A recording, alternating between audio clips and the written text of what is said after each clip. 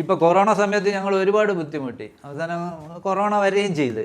അത് മെഡിക്കൽ കോളേജിൽ അഡ്മിറ്റ് ചെയ്യുന്നത് ഒരു 3 പേഷ്യൻ്റൊക്കെ ആയിരിക്കും ചിലപ്പോൾ ഒരു വണ്ടി കയറ്റി വിടുന്ന. ഡിസ്ചാർജ് നെഗറ്റീവ് ആയത് കയറ്റി വിടുന്ന സമയത്ത് ഇവരെ ബന്ധുക്കളോ ആരുമില്ല, ഞങ്ങൾ ഡ്രൈവർ മാത്രം കാണും.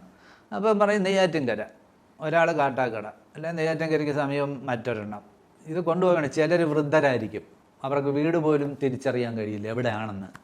ഇതുപോലെ ചെറിയൊരു ജംഗ്ഷൻ പറയും, അവിടെ ചെന്ന് തപ്പിപ്പിടിച്ച് വീട്ടിൽ ചെല്ലും. വീട്ടിൽ ചെന്നാൽ കഥ തുറന്നിട്ട് തരും, അവരാരും അടുത്തോട്ട് വരില്ല. അവരെ പറഞ്ഞിട്ട് കാര്യമില്ല. അന്ന് കൊറോണയെ പറ്റി അറിഞ്ഞൂടെ, അത്രയ്ക്ക് അപകടമാണ്, മരണപ്പെട്ടു പോകും എന്നുള്ള ചിന്തയായി. ഇപ്പോഴാണ് ഭയം മാറിയ. അന്ന് നല്ല ഭയം ഉണ്ടായിരുന്നു ജനങ്ങൾക്ക് മൊത്തം. എന്നിട്ട് അത് ഞങ്ങൾ അവിടെ കൊണ്ട് ചെല്ലുന്നു. പൈസ സർക്കാരാണ്, അത് പിന്നീട് കറക്റ്റായി തരും.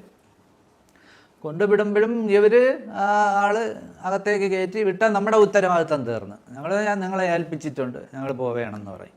അങ്ങനെ 3-4 കേസും ചിലപ്പം കയറ്റി വിടും ഇവിടുന്ന് മെഡിക്കൽ കോളേജിൽ നിന്ന്.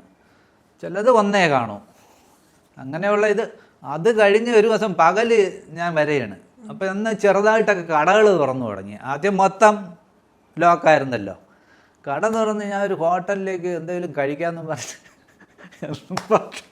ഭക്ഷണം ഇല്ല, നിങ്ങൾക്ക് ഭക്ഷണം ഇല്ലെന്ന്. അവിടെ തരില്ല, കൊറോണ വണ്ടി കണ്ട്. അപ്പോൾ ഞാൻ പറഞ്ഞു അവിടെ ആൾക്കാർ കഴിക്കുകയില്ല, അല്ല തീർന്ന്, ഇരുന്ന സ്റ്റോക്ക് തീർന്ന് ഇല്ലെന്ന് പറഞ്ഞു. അപ്പം അത് എന്നോട് പറഞ്ഞാണ്, ഞാൻ അനുഭവസ്ഥനാണ്. ഞാൻ പറഞ്ഞു ശരിയെന്ന് പറഞ്ഞു, വഴക്കൂടാക്കൂ.